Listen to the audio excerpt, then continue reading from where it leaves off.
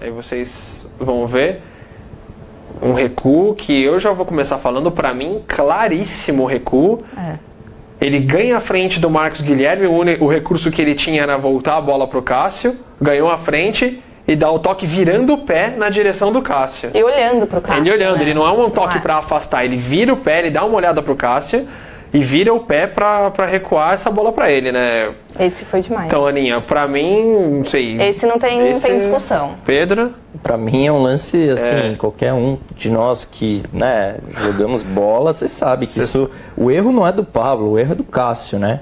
Que pega essa bola ele tem todo o espaço do mundo pra dominar ou espanar de primeira e ele corre esse risco Exatamente. absurdo. E aí seria uma falta em 2 lances na linha da pequena área, que seria na linha... perigoso, até a frente da linha da pequena área. Você tendo um batedor como o Hernanes, era uma chance assim, de gol bem considerável, né? É um erro bastante importante, eu achei. A gente diz que não é...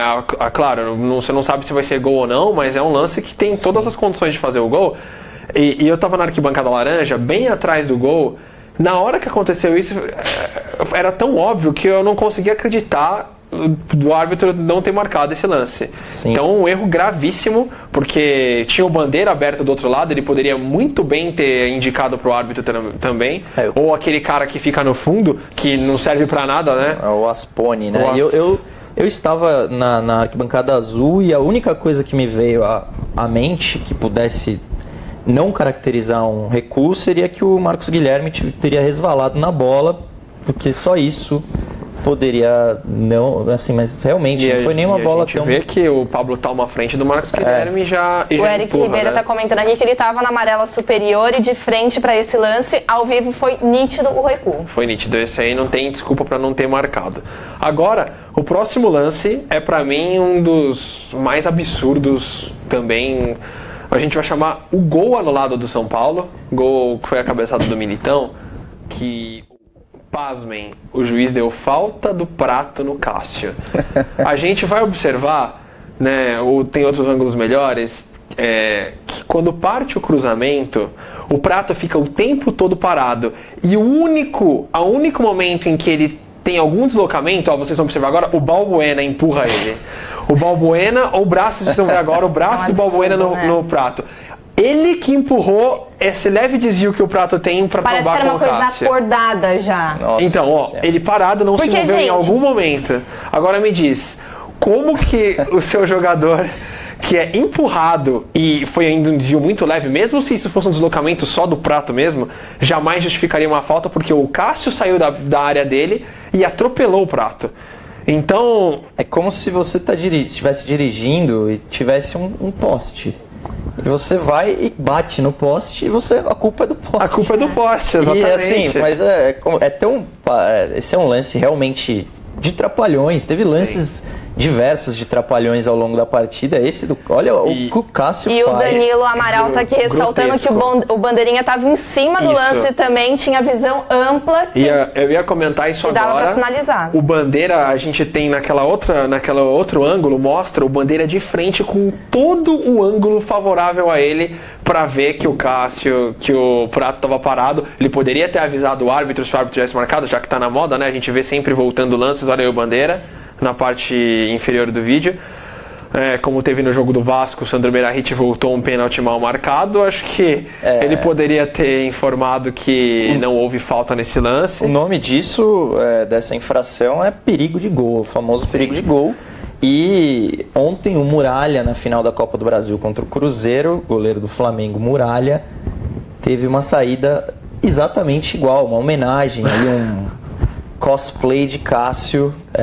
Foi até tocante, eu gostei muito da homenagem do Muralha, mas ela não resultou em gol. Talvez se resultasse o juiz anularia, né? Pois é. E a gente ressalta que nesse momento a partida estava 1-0, o São Paulo, como a gente já falou aqui, teve total controle do jogo, quase não sofreu. Se faz 2-0 e obrigar o Corinthians a sair ainda mais, tendo contra-ataque, então eu acho que não só garantir a vitória, a chance de construir um placar ainda maior era bem considerável, né? Com 13 minutos do segundo tempo. Isso. Esse lance. E esse é um erro capital, decisivo. Não há como dizer, não, a gente não sabe como seria. Não, foi um gol feito, literalmente ele foi feito, e o juiz encontrou uma falta, enfim, paciência. A gente tem ainda, produção, a gente tem o lance do pisão do Maicon no Petrus, por favor, que aconteceu, vamos lá, o Petrus caiu, sofreu a falta, e o Maicon pisa no braço do Petrus. E ainda faz uma cara de como se ele tivesse sofrido uma falta. Ele tava vendo o Petrus lá embaixo dele e pisa e fica com o pé por um certo tempo no braço do Petrus, né? Então, acho que no mínimo uma jogada para cartão. E o Maicon tinha cartão já nessa altura do jogo? Tinha cartão, né? Tava amarelado. A questão é a seguinte, na minha opinião, né? Na minha interpretação, não foi um pisão intencional, tanto que ele não pisa com o pé inteiro, o pé dele está inclinado, senão ele afundaria a sola mesmo. Mas no primeiro tempo, o Lucas Fernandes recebeu um cartão amarelo por um pisão acidental também, né? E nesse lance o Maicon, se o juiz aplica o mesmo critério, o Maicon seria expulso. Repito, não achei, na minha opinião, intencional, mas é um erro de critério, é uma diferença de aplicação de critérios, porque parece que para valer um vermelho precisa ser mais do que um segundo amarelo. Aninha, sua opinião? Tô com o Pedro também. O Lucas Fernandes já tinha tomado um cartão exatamente por isso. Estão aqui alertando de novo que o Bandeirinha tinha visão da jogada, estava acompanhando de perto. Então é complicado, né? A gente não tem outra coisa além de meter a mão na gente, porque... Sim, inclusive, pra mim, ele deveria ter recebido o cartão e ter sido expulso também. O Petrus falou sobre isso, sobre a arbitragem no geral, depois do jogo, né? Antes da gente soltar a declaração do Petrus, ainda teve outro lance que foi o do Júnior Tavares, a gente vai colocar aí na tela. A gente precisa mesmo ver isso. Eu não seria tão... Tristeza, né? Eu já vou começar falando que pra mim, a gente tem... Todo mundo questiona, mas essa mão do Rodriguinho, pra mim ele praticamente dá como se fosse uma passada de mão bem leve. Eu acho que sinceramente não foi uma puxada que derrubou o Júnior Tavares. Pra mim, não foi falta, Aninha. Eu tenho dúvida também. Eu acho que o Júnior estava mais desequilibrado e acabou terminando de se desequilibrar nesse lance do que ser puxado. E não adianta, né? Eu acho que não pode tentar... Ele foi tentar fazer demais. Ele perdeu o equilíbrio na tentativa de proteger a bola. Eu acho que se a gente for considerar isso falta, o futebol é cheio de contatos assim, direto na área. Pra mim não foi, Pedro, pra você. Também não consegui enxergar a falta. Acho que se o juiz fosse extremamente rigoroso, ele poderia aplicar, mas eu realmente não vi. Achei um erro, tá na conta do Júnior Tavares mesmo, e gostaria de destacar a postura corporal e a elegância do quinto árbitro, sei lá, do auxiliar de linha, ao desviar para o Júnior Tavares cair igual uma fruta madura. Wesley Hard está comentando aqui que foi falta sim, falta de técnica e falta de vergonha na cara do Tavares.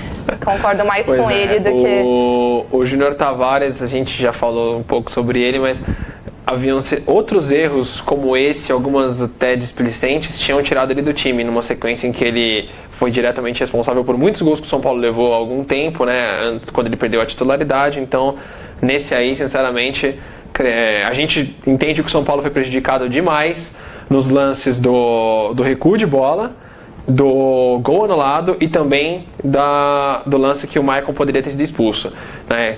3 lances muito importantes. O gol é um lance capital, a expulsão também seria, mas acho que o pior de todos foi o lance do gol. E desculpa, só assim, lá no estádio eu preciso confessar que até a 10ª geração da família Tavares foi lembrada com muito pouco carinho por mim e por amigos, porque eu me desesperei, assim, foi um claro lance de você ver a vitória escapando pelos seus dedos e tal.